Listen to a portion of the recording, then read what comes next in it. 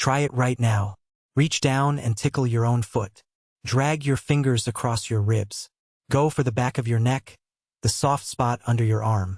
All the places that would make you shriek and squirm if someone else touched them. Nothing. You feel the touch, sure. But that helpless, electric, unbearable tickle? It doesn't come. It can't come. No matter how hard you try, you physically cannot tickle yourself. Now imagine someone else does the exact same thing. Same fingers, same spot, same pressure. And suddenly you're laughing, twisting away, begging them to stop. Same skin, same nerves, same touch. The only thing that changed is who did it. And here is the part that should stop you cold. Your brain knows the difference. Instantly, effortlessly. Before you can even think about it, some part of you has already decided that was me or that was someone else. And it treats those two touches as completely different events. That tiny, silly, everyday failure to tickle yourself is actually a window into one of the deepest and most important things your brain does every waking second of your life. It's the brain answering a question so fundamental that without it, you would not be able to function at all. Where do you end, and where does the rest of the world begin? So let's actually ask it. Why can't you tickle yourself? What is your brain doing in that fraction of a second that turns an unbearable sensation into nothing? The strange thing is, this question is ancient. It is often credited to Aristotle, more than 2,000 years ago, who puzzled over why a person cannot tickle himself, why the same touch that is torture from another hand is nothing from your own. 23 centuries later, we are still digging into it, because the answer turned out to be far stranger and far more important than anyone expected. First, you need to know that there are actually two completely different kinds of tickle. In 1897, two psychologists, G. Stanley Hall and Arthur Allen, gave them names. The first is nysmesis, the light, feathery, itchy kind. A bug crawling on your arm.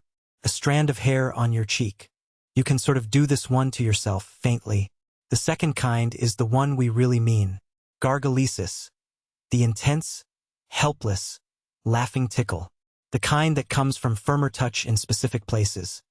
The ribs, the underarms, the soles of the feet, the neck. And here is the crucial fact about gargalesis. It is almost impossible to produce on yourself. It seems to require another person. Charles Darwin noticed something about this too, in his work on emotion. He pointed out that for tickling to produce that uncontrollable laughter, the touch has to be unexpected. You cannot know exactly where and when it's coming. The moment you can predict it perfectly, which is always the case when you're doing it to yourself, the magic dies. And that word, predict, is the key that unlocks everything. Here is what your brain is actually doing. Every single time you move any part of your body, your brain does something invisible and constant. It doesn't just send the command to move. It simultaneously creates a prediction, a precise forecast of exactly what that movement is going to feel like. Scientists call this an efference copy, or a forward model. Your brain is essentially saying to itself, I am about to move my hand to my ribs. Based on that, here is exactly what sensation I should expect a half second from now. And when the actual sensation arrives and matches the prediction, which it does perfectly because you generated the movement yourself, your brain does something remarkable. Cancels it. Turns the volume down. This is called sensory attenuation. Your brain mutes the sensations you create yourself because they're predictable, and predictable means safe, and safe means not worth paying attention to. This is happening to you all day, everywhere. It's why you don't feel your own clothes after a few minutes, why you don't notice your tongue sitting in your mouth right now, until I mention it and suddenly you do.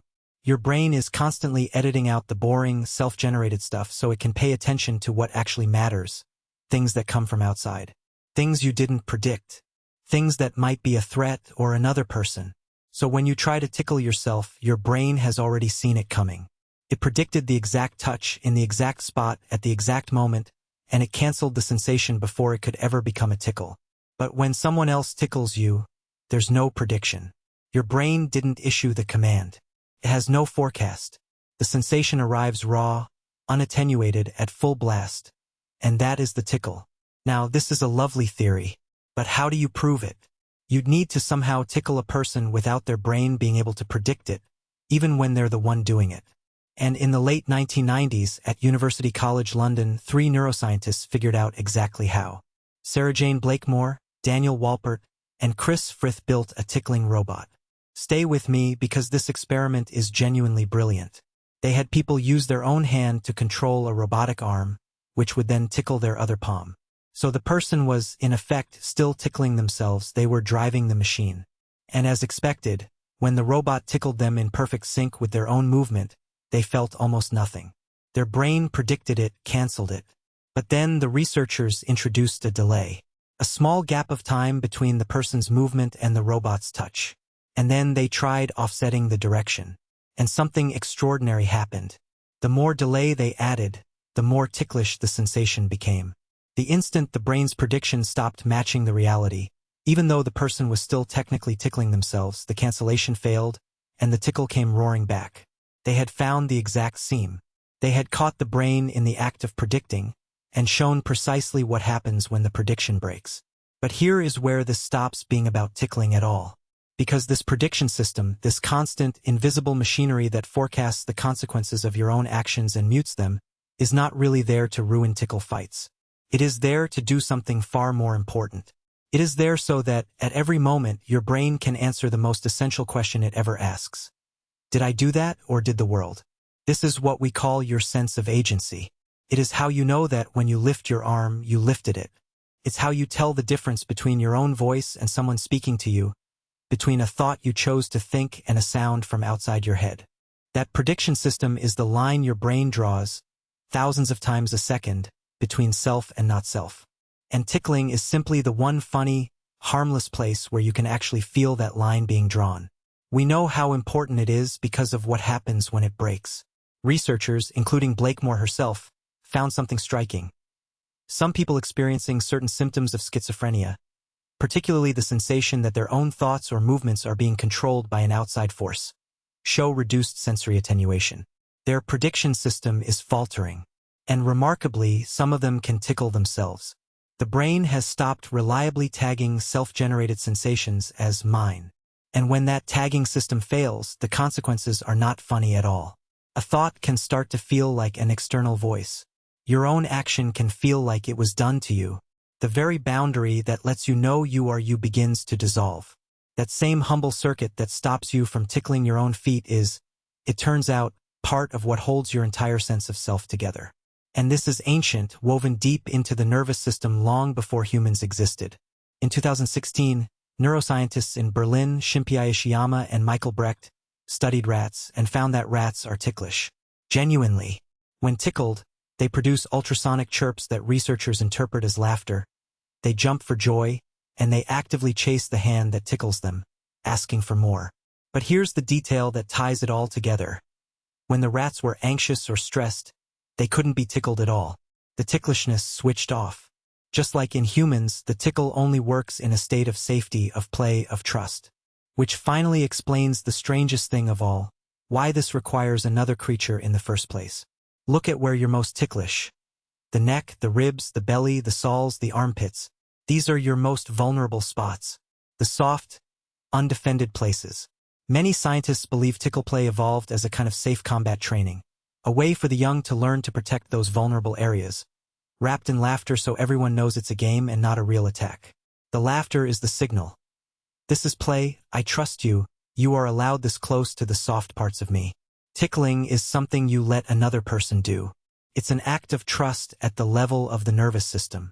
And that's why you can't do it to yourself. Not really.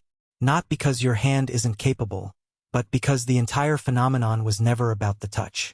It was about the other, the surprise of someone else, the trust of letting them near. Your brain canceling your own touch is, in a strange way, the whole point. It is insisting every single time that this experience only counts when it comes from someone who isn't you. So here is what I want to leave you with. Right now, and every second you're awake, your brain is running a quiet, ceaseless calculation. It is sorting the entire flood of sensation pouring into you. Every touch, every sound, every movement, into two piles. Me, and not me. You never notice it. You never have to think about it. It happens beneath everything you do, drawing and redrawing the border of your own self, faster than thought, for your entire life. And the only time you ever get to actually feel that invisible line being drawn is when someone reaches for your ribs and your brain, in a fraction of a second, decides that this touch is not yours. That helpless laugh you can't control? That's not weakness. That's the sound of your brain telling you, with absolute certainty, that you are not alone in the room.